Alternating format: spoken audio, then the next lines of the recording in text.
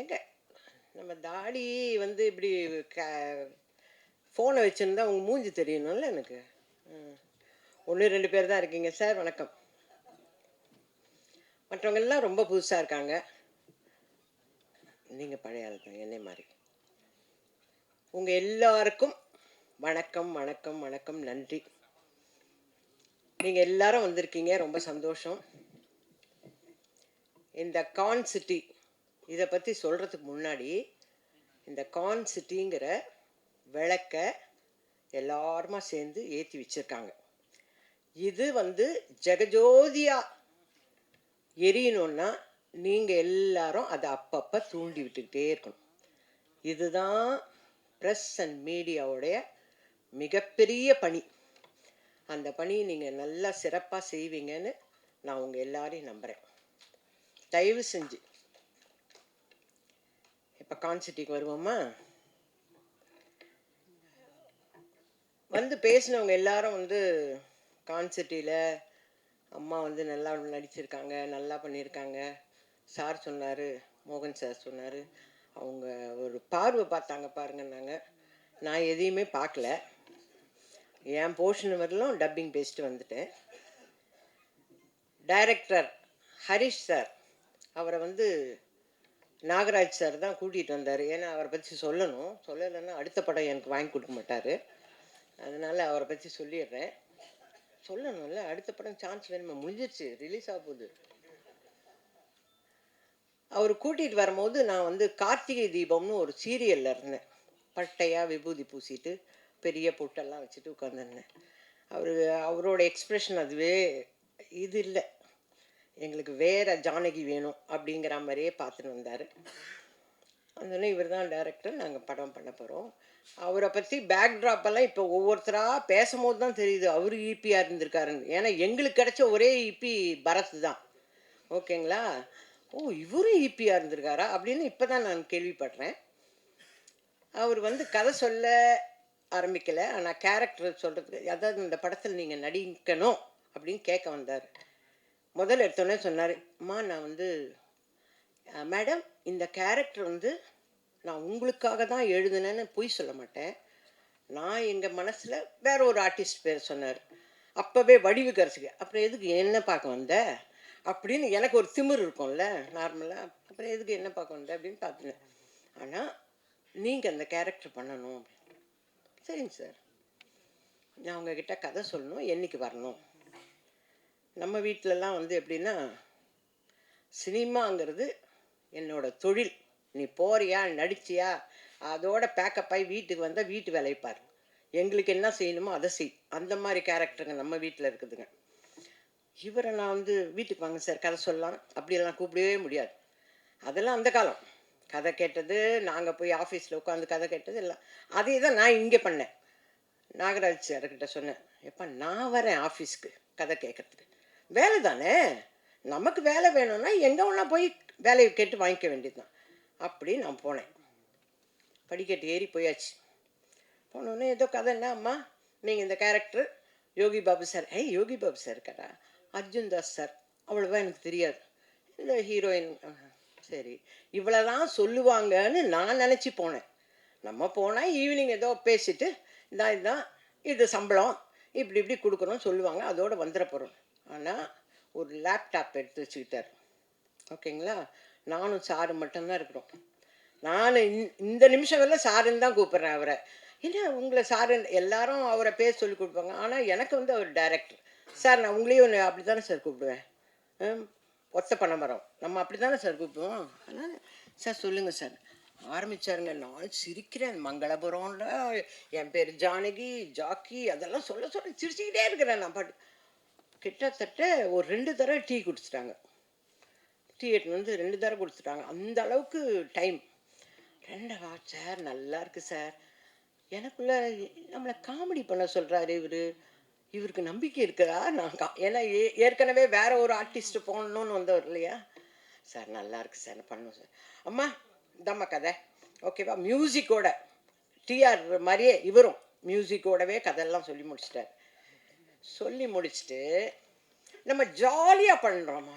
ஐயோ பரவாயில்ல, நல்ல பிள்ளைங்க நல்ல பிள்ளைங்கள்ல, நம்மள டென்ஷனே இல்லாமல் ஜாலியாக அதுதானே வேணும். ஏன்னா சீரியலில் போனால் காலையில் 10 மணிக்கு போய் இறங்குனா சாயந்தரம் 8 மணிக்கு பேக்கப் ஆகிறவங்கள நானே பேசின்னு இருக்கோம். பக்கம் பக்கம் பக்கம் பக்கம் பக்கமாக பேசணும். அப்பா இப்போ ஒரு பெரிய ரிலீஃப், ஜாலியாக படம் பண்ணலான்னு சொல்கிறாங்க. அப்போ நம்ம ஜாலியாக படம் பண்ண போகிறோம் அப்படின்னு நினச்சிட்டு போயாச்சு. சரின்னு ஸ்டில்ஸ் எடுத்தாங்கப்பா. அப்போ இந்த ஈபி தான், ஈபியும் நாகராஜும். ஈபிங்கிறது வந்து சாரோட பிரதர், டைரக்டர் சாரோட பிரதர். அவரே இயங்குவாரானா இயங்க மாட்டார், அவரையும் இயக்குறவர் இந்த இயக்குனர் தான். ஓகேங்களா? ஒரு பேட்டாவுக்கு கையெழுத்து போடணுன்னா கூட அண்ணங்கிட்ட கேட்குறமா, அடப்பாவி அண்ணங்கிட்ட கேட்குறதுக்கு நீ எதுக்கு ஈபி அப்படின்னு மனசில். ஆனால் சொல்லக்கூடாது, ஏன்னா சொன்னால் படம் முழுக்க இருக்க மாட்டோம் நம்ம அப்படின்னு பேசாமல் போனோம். ஸ்டில்ஸ் எல்லாம் எடுத்தாங்க. ஸ்டில் எடுக்கும்போது யாருமே பக்கத்தில் இல்லைங்க. அர்ஜுன் தாஸ் தம்பி வரல. எல்லாரும் பூஜையில் மட்டும் பார்த்தேன். அவரை பார்த்து கேட்குறேன், தம்பி நீங்கள் உங்கள் படம் ஷூட்டிங் முடிஞ்சோன்னா பிரியாணி போடுவீங்களாமே? என்ன கேள்வி பாருங்க. ஏன்னா எனக்கு அவரை பற்றி வேறு எதுவுமே தெரியல. பிரியாணி ஆமாம்மா இதுக்கும் போடலாமா அப்படின்னு. ஓகே அப்படின்னு கேட்டுட்டு வந்துட்டேன். அப்புறம் யோகி பாபு சார் வந்தார். எனக்கு அவரை ரொம்ப பிடிக்கும். அதனால் அவங்க வீட்டோட எனக்கு ரொம்ப ஃப்ரெண்டு. அவங்க வீட்டு அம்மாவும் நானும் நல்ல ஃப்ரெண்ட்ஸு. எனக்கு அது மகாலட்சுமி அது. அதனால் அவரை ரொம்ப பிடிக்குமா. அவரு டிக்டாக் டிக்டாக் இப்போ சொல்லிட்டு போனார் பாருங்க. கணேஷ் சார் சொன்னார், ஏய் நீ ஆடியோ லான்ச்சிங் இதுக்கெல்லாம் வருவியா அப்படின்னு கேட்டார். பார்த்தீங்களா? அந்த கேள்வி தான். அந்த மாதிரி தான் இருந்தார். படப்படன்னு வந்து போயிட்டாங்க. ஸ்டில் எடுக்கும்போது நான் மட்டுமே நிற்கிறேன். ஆனால் ஸ்டில்லாக போகும்போது என் பக்கத்தில் யோகி பாபு சார் இருக்காரு. என்னங்கடா பண்ணுறாங்க இவங்க அப்படின்னு எனக்கு ஒன்றுமே புரியல ஆக்சுவலாக. வந்தாச்சுப்பா, ஷெடியூல் போட்டாங்க. வந்தார் ஈபி. ஷெடியூல் ஆரம்பிக்குதுமா, உங்களுக்கு சம்பளம் இவ்வளோதாம்மா. நாகராஜ், ஏன் இப்படி பண்ணுற, இவ்வளோ நாள் வாங்குற, கொஞ்சம் காசு ஜாஸ்தியாகவே. நம்ம அதுக்கு தான் இருக்கிறோம். நம்ம கேரக்டரெல்லாம் விட நான் வேலைக்கு போனால் சம்பளம் வாங்கணும், இதுதான் என்னோட மோட்டிவ். என்னையா கொஞ்சம் பார்த்து சொல்லக்கூடாது? இல்லைம்மா கரெக்டாக நடந்துக்குவாங்கம்மா. எல்லாம் இந்த புதுசாக வராங்கனாவே திக்குன்னு இருக்கும், எப்போ பேமெண்ட் வருமோ என்ன. ஆனால் அந்த விஷயத்துலாம் ஈபி வந்து சூப்பர். அதெல்லாம் கரெக்டாக பண்ணிடுவார். குட் மார்னிங்மா, அவ்வளோதான். அதுக்கப்புறம் ஈபி வந்து டிஸப்பியர், ஓடிடுவார். அவர் இருக்கவே மாட்டார். எங்கே ஈபி ஏதாவது கேட்டால், அம்மா ஈபிகிட்ட கேட்கணுமா, கேளுங்கய்யா கேளுங்கய்யா, இல்லைம்மா காணம்மா இங்கே, இப்படியே ஓடிடுவார். அதோட பேக்கப் ஆகிறேன்னா, அம்மா முடிஞ்சிச்சு கார் சொல்லிட்டேன். அட பாவி இவ்வளோ நேரம் எங்கேயா போனேன் நீ அப்படிங்கிற மாதிரி தான் இருப்பார் ஈபி. அவ்வளோ நல்ல ஈபி அவர். ஈபி நான் வேறு வழி இல்லை, படம்லாம் முடிஞ்சிச்சு, ரிலீஸ் ஆக போகுது, விடுங்க. 10 வருஷம் அந்த மாதிரி ஒரு ஈபி. எனக்குன்னு டைரக்டர் வந்து சந்தோஷ்னு ஒரு கோ டைரக்டரை நியமிச்சு விட்டார். அம்மாவை ஹேண்டில் பண்ணுறது நீங்கள் தான் அப்படி. அவர் வந்தோடனே எப்படிம்மா, நல்லா இருக்கேன்ப்பா, என்னப்பா இன்னைக்கு சீனு, வந்துடும்மா. அதை படிக்கிறதுக்குன்னு விஜய்னு ஒருத்தர் வருவார். அவர் அப்படி படிக்கிறதோடு சிரிக்க கூட மாட்டாங்க. நம்மக்கிட்ட கதை சொல்லும் போது ஜாலியாக ஒரு படம் பண்ணலான்னு சொல்லிட்டு இங்கே யாருமே சிரிக்க கூட மாட்டேன்றாங்களே, என்னங்கடா இது. டைரக்டர் குட் மார்னிங்மா, அவ்வளோதான். அந்த இது டப்பாக்குள்ளாரே இருப்பார். அடப்பா ஒரு ஜாலியாக ஒரு காமெடி பண்ணுவோம், அது பண்ணுவோம், எதுக்குமே.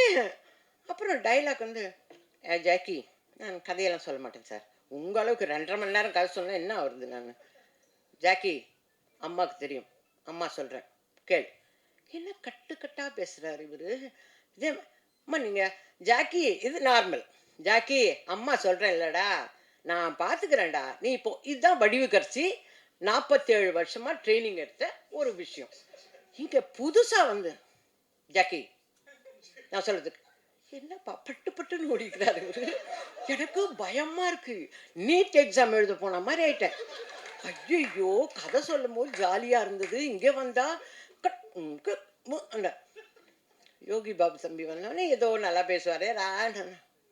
மா என்ன பேசுகிறாங்க காதுலேயே ஓடுது. மா நீ பண்ணுறது சரியில்லைம்மா. ஐயோ என்னோ சொல்கிறாரு இவர், என்ன சொல்கிறான்னு தெரியல. விஜய் தம்பி இங்கே வாங்க, என்ன டைலாக் 2 பேரும் பேசுகிறோம்.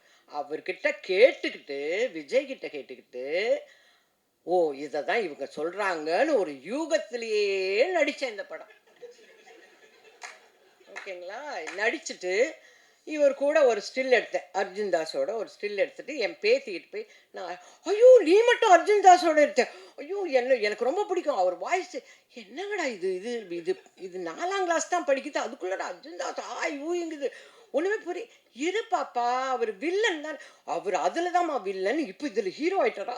ஐயோ சந்தோஷமா, மம்மி அர்ஜுன் தாஸ் ஹீரோ ஆயிட்டாரு. அட என்னங்கடா இது, நமக்கு ஒண்ணுமே தெரிய மாட்டேங்குது, இதுங்க இப்படி அப்படி ஒரு சந்தோஷம். அர்ஜுன் அவர் பேசுறதா, அவர் எவ்வளோ அழகான வாய்ஸ். அதுல கொஞ்சம் சத்தமா பேச பேச விட்டாதானுங்க டைரக்டர். யாரையுமே சத்தமாவே பேச விட மாட்டார். நம்ம எல்லாரும் போறோம், ஸ்கேன் பண்ண என்ன பண்றோம், அது அப்படின்னா என்னன்னே எனக்கு தெரியல. ஐயோ தெரியாதமா புது பசங்களோட வந்து மாட்டிட்டோம், நமக்கு ஒண்ணுமே அர்த்தம் புரிய மாட்டேங்குது. நம்ம கொஞ்சம் சத்தமா இல்லம்மா நீங்க நார்மலா பேசுங்க, எனக்கு பயமா இருக்கு, நான் நார்மலாவே இப்படிதான் பேசுன்னு சொல்லணும் போல இருக்கு, எல்லாம் மைண்ட் வாய்ஸோட அப்படியே ஆடுங்க. சரி மேக்கப்பாவது இப்போவாது ஒரு அரை இன்ச்சுக்கு மேக்கப் போட்டு வந்திருக்கேன், அட்லீஸ்ட் இதுக்காவது போட்டு போகலாம். மேக்கப்பும் கிடையாது, கொஞ்சம் லிப்ஸ்டிக். ஆமா அதை மட்டும் அந்த கரெக்ஷன்லாம் மட்டும் சொல்லுவாரு டைரக்டர், ஆனா பேச மாட்டாரு, ஒரு சந்தோஷமா சிரிக்க மாட்டாரு. அப்படியே அவர் லக்கான் அடிச்சு குத்துற மாதிரி இருப்பார். பிரேக்குன்னு ஒண்ணு கிடையவே கிடையாது. எனக்கு ஃபர்ஸ்ட் வந்த விஷயமே எனக்கு அல்சர் தாங்க வந்தது, பிரேக்கே சொல்றது கிடையாதுங்க. இவர் பிரேக் சொல்ல மாட்டாரு, ஆனா கேமராமேன் பாருங்க ஷார்ட்ஸ் எல்லாம் போட்டு இப்படி ஒரு டப்பால இப்படி சாப்பிடு. என்னங்கடா நீ நீங்க எங்களுக்கு பிரேக் சொல்ல மாட்டேங்க, நீங்க இவர் ஏதோ ஒரு மோர் எடுத்து இருப்பாங்க. ஓகே நெக்ஸ்ட் அண்ணா போயிடலண்ணா, யோகி பாபு சார் வருவார், எல்லாம் சொல்லிட்டு ஹரிஷ் இந்த டைலாக் இப்படி சொல்கிறேன் கேட்டுக்குவார், இது நல்லா இருக்குண்ணே, ஆனால் இது வேணாண்ணா இப்போ இதை சொல்லு. ஆஹா, நல்லா பழகினவங்களுக்கே இதுன்னா நம்ம இப்போதான் நியூ என்ட்ரி, நம்ம ஒரு கரெக்டும் ஒன்றும் சொல்ல வேணாம், அவர் சொல்கிறாரா என்ன சொல்கிறாரோ அதை மட்டும் செஞ்சுட்டு போயிடுவோம் அப்படின்னு. நானும் அவரை மாதிரியே லகான் அடிச்சு கொடுத்துற மாதிரி சிரிக்கவே மாட்டோம் ஒன்றும். இப்போ ஏறி வரும்போது எப்படி தம்பி எனக்கு ஹெல்ப் பண்ணி மேலே கூட்டின்னு வந்தாரோ அதே மாதிரி தான் செட்டில் இப்படியே நிற்பான், யாருன்னா நிற்கட்டும், அதை பற்றியெல்லாம் அவங்கெல்லாம் கவலைப்பட மாட்டாங்க. ஆனால் உடனே அர்ஜுன் மட்டும் வந்து அம்மா நீங்கள் உட்காருங்கம்மா, அது இவர் இல்லைன்னா அந்த பாப்பா, இவங்க 2 பேரும் தான் என்னை வந்து டேக் கேர் பண்ணிக்குவாங்க. ஆனால் இவங்க யாருமே நம்மளை திரும்பி கூட பார்க்க மாட்டாங்க. அதுலேயும் இந்த சஞ்சய் எல்லாம் வந்து என்னை ஓட்டின்னு போகிறது கேரவன் வந்து டொக் டொக் டொக், என்னப்பா சாட்டடி இப்போ தான் ஏன் வந்தேன், இல்லை கூப்பிட்றாரு, ஓகே. அவங்க ஓட்டுறதுல அதுக்குள்ளே சந்தோஷ் என்னை சமாதானப்படுத்துறதுக்கு வருவார். அம்மா சாப்பிட்டீங்களாம்மா, இல்லைன்னு சொன்னால் சாப்பிட விட போறியா இப்போ, இல்லை இல்லை வா நட போகலாம் வா. இப்படி தான் அந்த படம். அங்கேருந்து எனக்கு டேட் கேட்குறதே சந்தோஷ் தான் கேட்பார். அம்மா நம்ம வந்து இதுக்கே அவர் தான் கேட்டு என்னை ஃபிக்ஸ் பண்ணி வச்சுருக்காரு, நீங்கள் எங்கேயும் போகக்கூடாது, இந்த வாரம் ப்ரமோஷனுக்கு போகணும் அப்படி. அந்த அளவுக்கு பக்கா பிளானிங், எல்லாமே பக்காவாக பிளான் பண்ணி. அவர் சொன்னார் தெரியுங்களா, வீட்டு கணேஷ் சொன்னார்ல சீக்கிரமாகவே என்னை முடிச்சிட்டாங்கன்னு, அந்த மாதிரி தான். எனக்கு நடுவில் கொஞ்சம் உடம்பு சரியில்லாமல் போச்சு, அது வந்து கேமராமேனால், அதெல்லாம் நம்ம இப்போ சொல்ல விடுங்க. ஓகே, எனக்கு கேமராமேனால தான் எனக்கு உடம்பு சரியில்லாமல் போச்சு, அது உலகத்துக்கே தெரிஞ்சிச்சு. அதனால் உங்களுக்கும் ப்ரெஸ்ஸு தானே, நமக்கு எப்படி இருந்தாலும் தெரிய வரும்.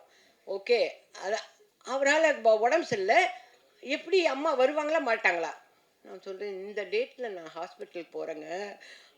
இவங்க ஷூட்டிங்கை முடித்து மறுநாள் காலையில் சீரியஸ் ஆகி ஹாஸ்பிட்டல் அட்மிட் ஆகிட்டேன், அந்த அளவுக்கு நான் நடித்தேன். ஆனால் எனக்கு ஒன்றுமே என்னை போட்டு புழிஞ்சாங்கன்னாலும் சொல்லவே மாட்டேன், ஏன்னா 2 டைலாக் தான். ஜாக்கி நீ வா, ஹாஸ்பிட்டல்லையா அட்மிட் ஆயிருக்காங்க, இப்போ பார்க்க முடியும், இந்த மாதிரி தான் டைலாக்கு. இது எனக்கு என்ன வேலை சொல்லுங்க, புரியுற மாதிரியெல்லாம் ஒரு வேலையும் இல்லை. இதெல்லாம் ஈபிக்கும் அந்த நாகராஜுக்கும் தெரியும், அதனால தான் சம்பளத்தை அப்படியே குறைச்சி அப்படி போட்டது. நீ என்ன இப்போ பெருசாக வந்து பண்ண போகிறேன்றதுக்காக அவங்க 2 பேருக்கும் தெரியும். அந்த மாதிரி தான் நடித்தோம். ஆனால் கேமராமேன் சார் பண்ண ஒரு புடிவாதம், பயங்கர புடிவாதம். எனக்கு I like only my granny எல்லாம் சொல்லுவார், ஐ எம் ஆல்சோ யுவர் கிராணிப்பா ப்ளீஸ் அப்படின்னு. அதை கேட்க மாட்டான், இதை மட்டும் ஐ லைக் கிராணின்னு சொல்லிட்டு அதோட போயிடுமே சார். புடிவாதம், சொன்ன பேச்சையே கேட்காத பையன். இந்த பையன் சீக்கிரமா ஹீரோவா நடிக்கணும் ஒரு படத்துல, அந்த கேமராமேன் வெற்றி செய்யணும் இந்த பையனை, எனக்கு அதுதான் ஆசை. இந்த பையன் சீக்கிரமாவே அதுவும் தெலுங்கு படத்துல ஹிஸ்டாரிக்கல் ஃபிலிம்ல நடிக்கணும்.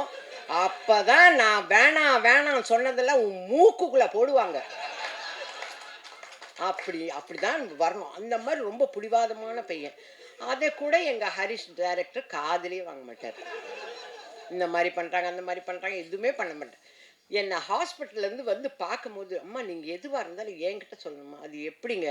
அதுக்கு முன்னாடி சந்தோஷ், சஞ்சய், விஜய் இவங்களெல்லாம் தாண்டி நான் வந்து நீங்க குட் மார்னிங் சொல்றதோட சரி. அதுக்கப்புறம் அந்த டப்பாக்குள்ள போய் பூந்துடுறீங்க. நான் எங்கேருந்து என்னோட குறைய சொல்ல முடியும்? ஏன்னா எல்லாரும் நல்லதே சொன்னாங்க. நான் சொல்லணும்ல என்னெல்லாம் நடந்தது அங்கன்னு. இவ்வளோ கஷ்டத்துல ஜாலியாவே படம் பண்ணல. பொய் பொய் பொய் பொய். நாங்களாம் ஜாலியா நடிச்சோன்னா வந்தவங்கெல்லாம் 2 நாள் நடிச்சிருப்பாங்க. ராதா ரவின்னா ஒரே நாள். அவரு முட்டி ஆப்ரேஷன் பண்ணிட்டு வந்திருக்காரு. இவங்க ஏத்திட்டாங்கப்பா மேல. படிக்கட்டு ஏறி வான் அவர் நிக்கிறாரு. நானு அண்ணே கால் ஆப்ரேஷன். ஆமா அப்ப சொல்லல இவனுங்க ஃபர்ஸ்ட் ஃப்ளோர் வரணும்னு. இங்க அண்ணே என்னன்னு அப்படின்னா அங்கேயே ட்ரெஸ் சேஞ்ச் எல்லாம் பண்ணி அங்கேயே சாப்பிட்டு அவரும் ஜாலியாக நடிச்சு கொடுத்துட்டு போனார். அந்த கேரக்டரை ரொம்ப ஜாலியாக நடித்தார். அந்த அளவுக்கு தான் ஜாலின்னா அவங்கவுங்களா நினச்சிக்கணும் இது ஜாலி அப்படின்னு. மற்றபடி ஜாலியெல்லாம் கிடையாது. அவ்வளோ ஹார்ட் ஒர்க் பண்ணி எடுத்திருக்காரு இந்த படத்தை. எல்லாருமே சொன்ன மாதிரி மியூசிக் டைரக்டர் சார் சொன்ன மாதிரி ஒரு படிப்பு படிக்கணும்னா இப்போதைக்கு இருக்கிற பிள்ளைங்க விஷுவல் கம்யூனிகேஷன் முடிச்சதும் ஒரு நல்ல டைரக்டர்கிட்ட இன்டர்ன்ஷிப் போய் படிக்கணும் இல்லையா? அந்த மாதிரி அண்ணனும் தம்பியும் அந்த இபி ஒன்றும் சாதாரண ஆள் இல்லை. பார்க்கறதுக்கு சின்ன பையன் மாதிரி இந்த இது என்ன இபின்னு நினச்சேன். பயங்கரமான ஆள். அந்த இபி ஆகட்டும் இவராகட்டும் நிறைய கம்பெனிகளில் ஒர்க் பண்ணி நிறைய எக்ஸ்பீரியன்ஸ். அதனால தான் அவர் சொன்ன மாதிரி சொன்னார் பாருங்க, எல்லாமே எடிட்டர். இதுதான் எடுக்க போகிறேன், இவ்வளோ தான் எடுக்க போகிறேங்கிறது எல்லாமே பக்காவை எடிட் பண்ணி நானே வரலனாலும் ஷூட்டிங் நடக்கும். அப்படி எடுப்பார் இந்த டைரக்டர். ஆனால் கொஞ்சம் ஜாகிரதையாக இருக்கும். நான் சப்போஸ் டெய்லி பேஸிஸ் சம்பளம் பேசியிருந்தாலும் வச்சுக்கோங்க, நான் வாங்கின சம்பளத்தில் பாதி தான் வாங்கியிருப்பேன். ஏன்னா நானே இல்லைனாலும் அவர் எடுப்பாருங்க. ஆனால் டப்பிங்கில் பார்க்கும்போது எல்லாருமே இருக்கா மாதிரி தெரியுது. ஏய் என்னடா இது என்ன பண்ணியிருக்காங்க இவங்க? ஏய் நான் இந்த சீனில் இங்கே தானே வந்தேன், எப்படி அங்கே அப்படி. எனக்கு டைலாக் டப்பிங் பேசுறதை விட இதெல்லாம் தான் எனக்கு ஆச்சரியமாக இருக்கும். அந்த அளவுக்கு வெல் ட்ரெயின்டு பர்சன் வந்து Harish sir. Very well trained person. இது இல்லைங்க, இதை விட நிறைய படங்கள் அவர் வந்து சக்ஸஸ்ஃபுல்லாக தான் எடுப்பார். அவருடைய ஹார்ட் ஒர்க்கை நீங்கள் படத்தில் பார்ப்பீங்க. எல்லாரும் சொன்ன மாதிரி இப்போ வந்து நமக்கு ஏகப்பட்ட பிரச்சனைகள் இருக்குது ஒவ்வொருத்தருக்கும். இது முடிஞ்சு போகிறதுக்குள்ளே எல்லாருக்கும் லைனாக வரும். என்ன முடிஞ்சிச்சா ப்ரெஸ் மீட்டு, சீக்கிரம் வரலையா, எங்கே ஏறிட்டிங்களா, கார் எடுத்தீங்களா கேட்பாங்களா இல்லையா சார்? எனக்கே வரும். நான் ஆஃப் பண்ணி வச்சுருக்கேன், எனக்கு வரும் பாருங்க இப்போ ஃபோனு. அம்மா முடிச்சிட்டியாம்மா வாம்மா அப்படின்ற மாதிரி இருக்கும். இந்த டென்ஷனுக்கு நடுவில் ஒரு சந்தோஷமான, ஏன்னா நான் கதை கேட்டு சிரிச்சுக்கிட்டே இருந்தேன். நான் அவ்வளோ அந்த 2.5 மணி நேரம் கதை கேட்டேங்க. எனக்கு என்ன அவ்வளோ சந்தோஷமாயிடுச்சு. நான் வீட்டுக்கு போகிறவங்க ஜானகி, நான் தான் ஜானகி, மங்களபுரம். இதுவே எனக்கு அப்படியே ஊறி போச்சு. மங்களபுரம் ஜானகி, மங்களபுரம் ஜானகி, ஜாக்கி. அப்போ நம்ம என்ன கிறிஸ்டினா இல்லை, ஆனால் ஜாக்கி என் பையன் பேர். இப்படியெல்லாம் இதே நான் ரிப்பீட் பண்ணிட்டு போனேன்னா கதை கேட்ட எனக்கே அப்படி இருக்குன்னா, நீங்கள்லாம் படம் பார்த்தீங்கன்னா நிச்சயமாக சொல்கிறேன், நம்மளோட டென்ஷன் எல்லாமே மறந்து அந்த 2 மணி நேரம் சந்தோஷமாக இருக்கும். அப்போ நம்ம சந்தோஷமாக இருக்கிறோன்னா நம்ம வீட்டில் இருக்கிறவங்க எல்லாத்தையும் இழுத்துன்னு போவோம். இழுத்துன்னு போய் இந்த படத்தை பாருங்கள், முதல்ல படத்தை பார்த்து சந்தோஷமாக இருங்க அப்படின்னு கூப்பிட்டு போவோம். ஆனால் அதுலேயும் நம்ம எல்லாருக்கும் ஒரு அவேர்னஸ் இருக்கணும். வாழ்க்கையில் கண்டமணிக்கு நம்ம பாட்டுக்கு இஷ்டத்துக்கு பணம் இருக்குதுன்னு எடுத்துன்னு போய் போடுறது, அப்புறம் ஐயோ காணமே என் பேங்க்ல இந்த பணமெல்லாம் போச்சு, இப்படி எல்லாம் அவஸ்தைப்படுறோம் இல்லை சார். கொஞ்சம் கொஞ்சம் தான் சொல்கிறேன் சார், கதை முழுக்க சொல்ல. அவர் ஐயோ இந்தப்பா என்ன கதையெல்லாம் சொல்லுது அப்படின்றாரு. அப்படியெல்லாம் சொல்ல மாட்டேன் சார். அந்த அவேர்னஸை உண்டு பண்ணுறது இந்த படம். நம்ம எதையுமே ஹார்டாக வச்சு கண்ணப்ப நாயனார் மாதிரி கண்ணு இருக்கிற இடத்துல இவர் காலை வச்சுட்டு கண்ணை நோண்டி அப்புறம் இவர் கண்ணை நோண்டி அங்கே வச்சார். அந்த மாதிரி ஹார்டாக சொல்லாமல் அப்படி மென்மையாக சந்தோஷமாக சிரித்து கான்சர்ட்டை பார்த்து வந்தோடனே என்னெல்லாம் தோணும் அப்படின்னா இதெல்லாம் தோணி, ஏய் ஆனால் ஜாகிரதையாக இருக்கணும்ப்பா, பத்தியா இபி பில்லேருந்து என்ன அப்படிங்கிற ஒரு நமக்கு வந்து மாரலும் இருக்குது இதில். சும்மா கதை ஏதோ எடுத்தோம், நாங்களும் எடுத்தோம், அர்ஜுன் தாஸ் சாரை ஹீரோ ஆக்கிட்டோம் அப்படின்னெல்லாம் இல்லாமல் இதுலேயும் ஒரு மாரல் வச்சு ரொம்ப ஹார்ட் ஒர்க் பண்ணியிருக்காரு ஹரிஷ் சார். அவருக்கு வந்து என்னுடைய வாழ்த்துக்களை சொல்கிறேன். நீங்கள் சொன்னதில் ஒரு இம்மி கூட அவர் சொன்னார் பார்த்தீங்களா, இந்த பக்கமும் அசையலை அந்த பக்கமும் அசையலை, கரெக்டாக எடுத்துட்டீங்க. அதுதான் சொல்கிறேனே, நானே இல்லைனாலும் படம் எடுப்பீங்க, ஷூட்டிங் எடுத்துருந்தீங்கன்னு. அந்த மாதிரி அவ்வளோ பக்காவாக எடுத்திருக்கீங்க. சாங்ஸில் மியூசிக்கில் எனக்கு வந்து ஏமாறாது ஏமாத்தேன் அந்த படம் எனக்கு ரொம்ப பிடிச்சிருந்தது சார். மாஸ்டர் கூட சொன்னார் பாருங்க, லிப் எனக்கு எனக்கு இவ்வளோ வருஷத்துக்கு அப்புறம் இப்போ தான் ஒரு பாட்டு கிடச்சிருக்கு. எவ்வளோ வருஷம் கழிச்சு இல்லைன்னா எவடி அங்கங்கங்க இப்படி தானே பேசினிருப்பேன் நான். அது இல்லாமல் இப்போ தான் ஏதோ என்னைய வந்து ஒரு டெஸ்ட் பிட் எடுத்திருக்காங்க. ரொம்ப தேங்க்ஸுங்க சார். எனக்கும் பாட்டு கொடுத்துருக்கீங்க. அந்த காலமாக இருந்தால் ஒளி மொழியில் நான் வருவேன், ஒளி மொழியில் நான் வருவேன், ஏன்னா பாட்டில் இருக்குன்னு அப்படின்னு சொல்லுவேன். இப்போ எல்லாம் வந்துடுவாங்க யூடியூப்பில் பார்த்த உடனே எனக்கு ஃபோன் அடிப்பாங்க, நீங்கள் பாடியிருக்கீங்க, ஏதோ நானே பாடின மாதிரி கேட்பாங்க எல்லாரும். அந்த அளவுக்கு அந்த சாங் எனக்கு ரொம்ப பிடிச்சிருந்தது சார். ஏன்னா அந்த ஒரு சாங் தான் நடித்தேன், வேறு சாங்லெல்லாம் இல்லை. நல்ல வேலை அந்த குத்து பாட்டுலலாம் பாவம் அந்த பாப்பா டான்ஸ் ஆடிடுச்சு. நம்மளை விட்டுருந்தா நான் திருன்னு முடிச்சுனே இருந்திருப்பேன் நான். இவங்க தான் ஜாலியாக படம் எடுக்க மாட்டாங்களே சார். அவங்கக்கிட்ட நான் எப்படி போய் சொல்கிறது, நான் ஜாலியாக இருக்கணும், நான் போகிறேன்னு சொன்னால் விடுவாரா என்ன. அதனால் அந்த ஒரு பாட்டு எனக்கு ரொம்ப பிடிச்சிருந்தது. ரொம்ப வெல் பிளான்டு சார். ஒரே ஒரு விஷயம் சொல்கிறேன், இதை கொடுத்தீங்கன்னா கூட ஆர்ட் டைரக்டர் அங்கே தானே உட்காந்துருக்காரு, அவரை கூப்பிட்டு இதில் பாதியை கட் பண்ணி மேங்களூர் எடு, இதில் பாதியை கட் பண்ணி சென்னை எடு, இதுலேயே ஒரு டப்பாவில் உட்கார வச்சு நான் ஃப்ளைட்டில் போகிற மாதிரி எடுக்கிறாங்க சார். எனக்கு நான் நிஜமாக சொல்கிறேங்க, அவர் சொன்ன மாதிரி நான் ஒரு 47 வருஷமாக சினிமாவில் இருக்கிறேன். எல்லாருக்கும் தெரியும், என்னோடய ஃப்ரெண்ட்ஸ் எல்லாருக்கும் தெரியும். இப்படி ஒரே ஒரு சேரில் உட்காந்து நான் ஃப்ளைட்டில் போனேன் சார். நான் டப்பிங்கில் பார்க்குறேன், உண்மையிலே ஃப்ளைட்டு மாதிரி தான் இருக்குது. அடக்கடவுளை இப்படியெல்லாம் பண்ணுவாங்க. எனக்கு இதெல்லாம் ஆச்சரியமான விஷயமா இருந்தது. அதே மாதிரி கெட்டப்பெல்லாம் வேறு சேஞ்சாக அது ரிலீஸ் ஆனதுக்கு அப்புறம் தான் இருக்குது எனக்கு. ஏன்னா இந்த மாதிரி ஏதாவது ஒரு ரிஸ்கில் போய் மாட்டுவேன் நான். அந்த கெட்டப்பு எனக்கு தானே கொடுக்கணும் அவர். அந்த கெட்டப் கொடுத்துருக்காரு. அந்த அம்மா கூப்பிடாமல் இருந்தால் சரி என்ன, எங்கே கூப்பிட போதோ தெரியல. ஏன்னா நான் எல்லா படத்துலையும் ஏதாவது ஒரு வம்பில் மாட்டுவேன். இந்த படத்தில் இப்படி நான் சொல்லிவிடுவேன், எனக்கு இல்லைங்க அவருங்க அப்படின்னு சொல்லிட்டு உங்களை கையை காட்டி விட்டுருவேன். அவ்வளோ நல்லா அழகாக செட்டாக போட்டு அந்த காஸ்டியூம் டிசைனர் பாப்பா வந்து சொல்லிச்சு பார்த்தீங்களா, நான் நிறைய ட்ரெஸ் கொடுத்தேனே. ஒரே ட்ரெஸ்ஸு 6 வாங்கியிருந்தோம். அது எங்கேருந்து ட்ராவல் ஆகுது தெரியுங்களா, இங்கே சென்னையை விட்டு மங்களபுரத்தை விட்டு நாங்கள் மேங்களூர் போய் மேங்களூரில் ஒரு நிறைய கதை சொல்கிறோம், ஹோட்டல்லாம் நடத்தி திருப்பி மேங்களூர்லேருந்து வர்ற வரலும் 6 புடவைங்க. ஒரு செட்டும் இல்லை கண்ணு, 6 புடவை 6 ஜாக்கெட்டு. அது அந்த மாதிரி தான் நிறைய காஸ்டியூம்ஸ் எல்லாம் பாப்பா. பாவம் அந்த பிரச்சனை இல்லை, அவரை உலுக்கி எடுத்துட்டோம் நம்ம, அந்த அளவுக்கு இருக்கும் செட்டு.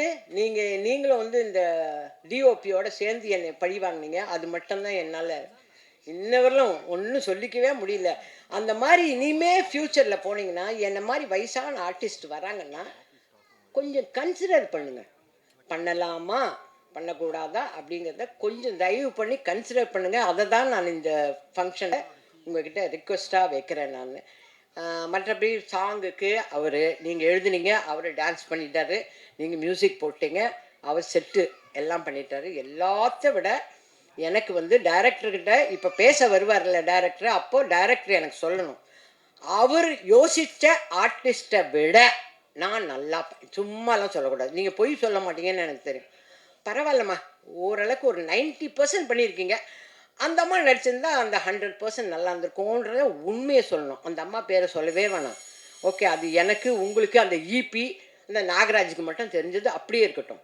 ஆனால் நீங்கள் தயவு செஞ்சு அந்த உண்மையை சொல்லுங்கள். எனக்கு இருக்கும் இல்லை சார், என்ன தான் எக்ஸாம் எழுதினாலும். இந்த மாதிரி தான் சின்ன மருமகள்னு ஒரு படத்தில் சிவாஜி சாரும் நானும் நடிச்சிட்ருக்கோம். தெலுங்கு படம் ரீமேக் எடுக்கிறாங்க. அதில் வந்து எப்போ பார்த்தாலும் டைரக்டர் வந்து మీరు రాజసులోచనలాగా చేయలేదు இதே சொல்லியிருப்பார். ராஜசுலோச்சனா அம்மா பண்ணலை, ராஜசுலோச்சனா. எனக்கும் வந்து நான் ஊருக்கு கிளம்புறேன் அப்பா, சிவாஜி சார்கிட்ட போய் சொன்னேன், அப்பா நான் ஊருக்கு கிளம்புறேன். ஏத்தா இல்லை அவர் ராஜ் சுலோச்சனா மாதிரி நான் நடிக்கலைன்னு சொல்கிறாங்க. அதுக்கு நீங்கள் அவங்களே போட்டுருக்கணும். அந்த மாதிரி இந்த டைரக்டர் சொல்லலை. ஆனால் எனக்கு ஒரு ஆசை, அந்த டைரக்டர் மாதிரி இருக்க அந்த ஆர்டிஸ்ட் மாதிரி பண்ணனா அதை மட்டும் சொன்னீங்கன்னா நான் சந்தோஷப்படுவேன். மற்றபடி ஃப்ரெண்ட்ஸ், உங்கள் எல்லாருக்கிட்டையும் நான் ரிக்வெஸ்ட் பண்ணி கேட்டுக்கிறேன், தயவு செஞ்சு இந்த தீபத்தை அணையாத தீபமாக ஆக்க வேண்டியது உங்கள் கையில் இருக்குது. நீங்கள் தூண்டி விட இது பிரைட்டாக எரியும். ஓகே, நன்றி, வணக்கம்.